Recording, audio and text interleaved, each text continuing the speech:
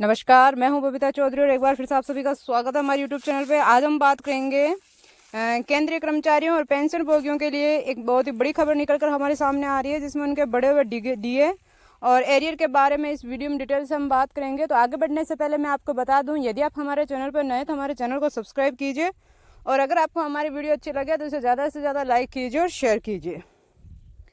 केंद्रीय कर्मचारियों और पेंशन भोगियों के लिए एक महत्वपूर्ण खबर सामने आई है। हाल ही में उनकी हुई कैबिनेट बैठक में सरकार ने डीए और एरियर को लेकर बड़ा फैसला लिया है। इस फैसले के तहत सरकार ने 54% डीए के साथ साथ 18 महीने के डीए एरियर्स पर अपने पहले के रुख से पलटते हुए एक नया निर्णय लिया है। ये खबर लाखों केंद्रीय कर्मचारियों और पेंशन भोगियों के लिए महत्वपूर्ण है। तो वीडियो को बीच में स्किप ना करें, वीडियो पर अंत तक बने रहें ताकि आपको पूरी बात आसानी से समझ में आ सके। ये फैसला है कि इसका क्या प्रभाव होगा और ये कर्मचारियों के लिए क्या मायने रखता है। साथ ही हम डीए और एरियर्स के बारे में जानकारी देंगे ताकि आपको पूरी बात आसानी से समझ में आ सके। अब हम बात करें कि डीए क्या है और इसका क्या महत्व है। डीए यानी कि महंगाई भत्ता सरकारी कर्मचारियों और पेंशन भोगियों को दिया जाने वाला एक अतिरिक्त भत्ता है। यह भत्ता महंगाई की मार से बचाने के लिए दिया जाता है। डीए की गणना कंज्यूमर प्राइस इंडेक्स के आधार पर की जाती है और सरकार हर साल या जनवरी और जुलाई में डीए का बदलाव करती है, यानी कि साल में 2 बार डीए सरकार बढ़ाती है।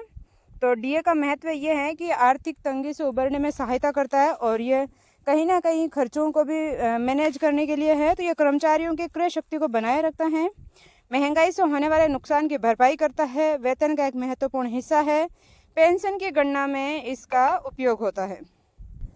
अब हम बात करें कि सरकार का एक नया फैसला आया, जिसको एक नज़र में अगर हम इस प्रकार से देख सकते हैं कि नया डीए का जो प्रतिशत है वो 54% है। अगर एरियर की बात करें तो 18 महीने का आपका एरियर है, जो कि कोरोना के चलते आपका बकाया पड़ा है। लाभार्थी की अगर हम बात करें तो इसके लाभार्थी केंद्रीय कर्मचारी और पेंशन भोगी होंगे। इसके लागू होने की तिथि की अगर हम बात करें तो जुलाई 2024 जो कि संभावित है। पहले आपका डीए था जो 50% था और अब इसमें 4% की वृद्धि हुई है, जिससे आपका 54% डीए होता है। तो इस पे अनुमानित खर्च अगर हम बात करें तो लगभग 12,000 करोड़ रुपए होगा और लाभार्थियों की संख्या 1 करोड़ रुपए है, 1 करोड़ है। तो इसको देखिए कि किस प्रकार से आपका क्या प्रभाव पड़ेगा, इसको डिटेल से हम जानते हैं। तो सरकार के नए फैसले के अनुसार डीए को बढ़ाकर 54% कर दिया गया है। इसका मतलब ये है कि अब कर्मचारियों को उनके मूल वेतन का 54% अतिरिक्त डीए के रूप में मिलेगा। ये पहले के 50% से 4% अधिक होगा, जो कि आपके बेसिक सैलरी में भी बढ़ावा करेगा। अब हम इसकी बात करें कि इसकी बढ़ोतरी का प्रभाव आपके किस किस फैक्टर में पड़ेगा। तो कर्मचारियों की तनख्वाह में वृद्धि होगी, महंगाई से राहत मिलेगी, क्रय शक्ति बढ़ेगी, अर्थव्यवस्था में खर्च बढ़ने की संभावना होगी। 18 महीने के एरियर्स का मुद्दा किस प्रकार से और कितने टाइम से ये लंबित है और इस पर क्यों सरकार काम नहीं कर रही है, इस पर अगर हम डिटेल से बात करें तो सरकार ने 18 महीने के डीए एरियर्स पर फैसला लिया है। एरियर्स वह राशि है जो पिछले समय के लिए बकाया होती है, यानी कि 18 महीने के एरियर्स का भुगतान किया जाएगा। ये जनवरी 2023 से जून 2024 तक की अवधि को कवर करेगा। इससे कर्मचारियों को एक मुश्त बड़ी राशि मिलेगी, ताकि उनका जो डीए उनका बकाया छोड़ा था गवर्नमेंट ने कोरोना के टाइम में, तो वो जो बकाया राशि है वो एक मुश्त उनको एक साथ दी जाएगी। ये फैसला पहले के रुख से उलट है, जहां एरियर्स देने का से इनकार किया गया था, अब एरियर देने के लिए हाँ कर दी गई है।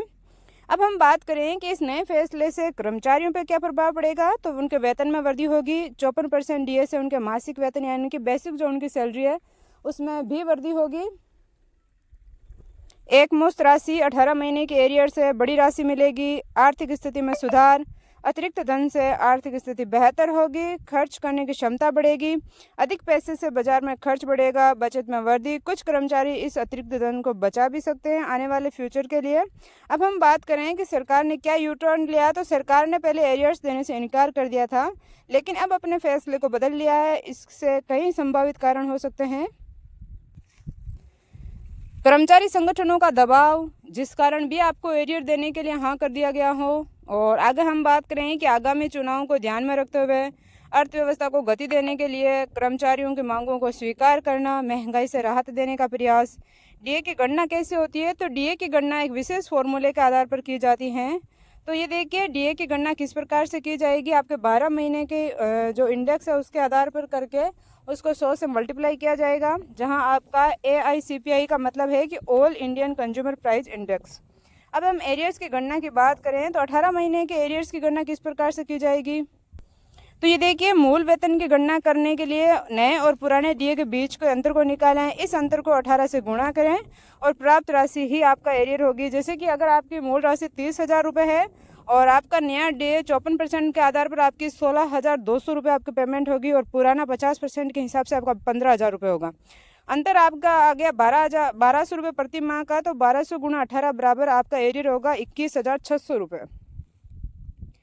ये लेख सामान्य जानकारी के लिए था। तो इसी तरीके की और वीडियो देखने के लिए हमारे चैनल को सब्सक्राइब कीजिए और वीडियो को ज़्यादा से ज़्यादा शेयर कीजिए और लाइक कीजिए, ताकि सभी कर्मचारियों को ये खबर मिले और राहत भरी सांस उनको देखने के लिए मिले। और इसी तरीके की वीडियो देखने के लिए हमारे चैनल को सब्सक्राइब कीजिए और बेल आइकन को जरूर दबाएं, ताकि आने वाली वीडियो का नोटिफिकेशन सबसे पहले आप तक पहुँचे। धन्यवाद।